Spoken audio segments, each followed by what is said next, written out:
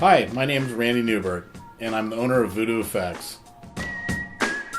We specialize in model lighting for models and props.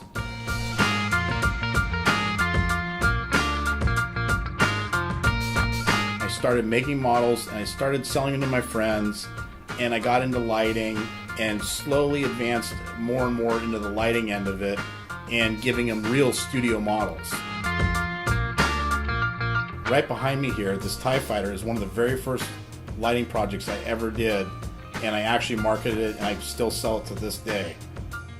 A good friend of mine, Steve Iverson from Cult TV Man, came to me and said, I really like what you're doing with these model kits. And he said, you know, you ought to get hooked up with some of these big manufacturers like Mobius Models, Pegasus, Revell. And I said, well, what is it going to take?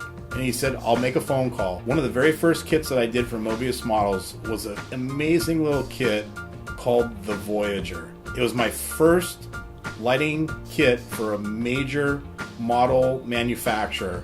I sold a lot of them. They really went big. I start with the first thing is getting reference. You must need a lot of reference material. Search the net, find out what you're looking for. After I finally get all the reference points down where I want to light, I need to get in there and actually test the lighting area to see what it's going to look like. And color and size of LED can make a big difference when it comes to lighting these things up.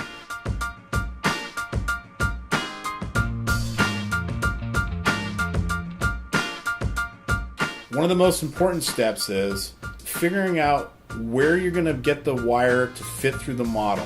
This is a very tricky process and usually requires you to kind of pre-fit the model, put everything together, and say, how am I going to get that little wire to fit through that space and still be able to assemble the model?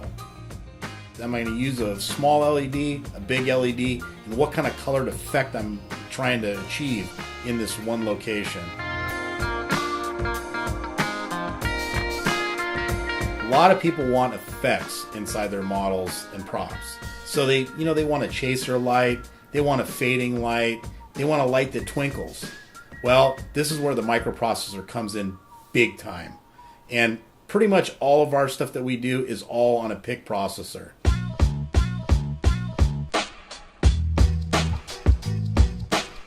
Here's the Enterprise. This is a beautifully lit model, but a hard one to build.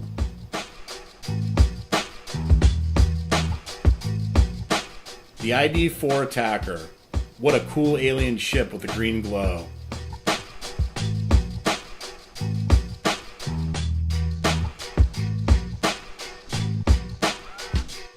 Here's the Addams Family house. This one has a lot of bells and whistles on it, all sorts of individual effects. If you look really close, you might even see the fireplace burning. Here's the Thunder Road. This was a fun model to build and a fun one to light.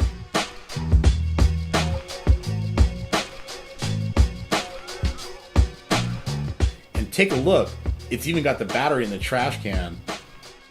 Most of these general circuit boards like this are pretty easy to use, and they don't really take a lot of complicated application to put them together. In this case, I'm using a bridge network in this one, and here's the network that takes care of the resistor values for the LEDs, and right below it is all the 4 ports that it takes to power the LEDs. Once you have this in place, you do not need to protect the LED any longer, but you can never go directly to power with a LED live or you'll burn it out. Okay, so here I'm using a 25 watt Weller soldering iron with a pinpoint needle. There's the circuit board right there. This is the standard solder. You can buy this at Radio Shack. It's 6040 rosin core solder. It's great stuff. Works great for this small light application. Let's go ahead and solder one up and I'll show you how it goes. Basically just hold it on there for a few seconds and then apply the rod. That's all you need to do. Just move away from it, clean your tip again, move to the next one. Hold it on, a few seconds, apply, move away. All you need to do is apply your LEDs, put them in these slots, apply your positive and negative power. If you prefer to have a remote switch, you put the remote switch here on this pad, and she's ready to light up 4 LEDs. Here's one of our standard kits, and all the parts are included inside. We buy some parts overseas, but most of it's all made here in the US, and that way we can assure quality and give the best product out for the client. I've wanted to make independent films for many, many years, and this year and the years forward from now, I plan on doing a lot of projects, both sci-fi, horror, gonna do a little bit of everything. I can't wait to do it.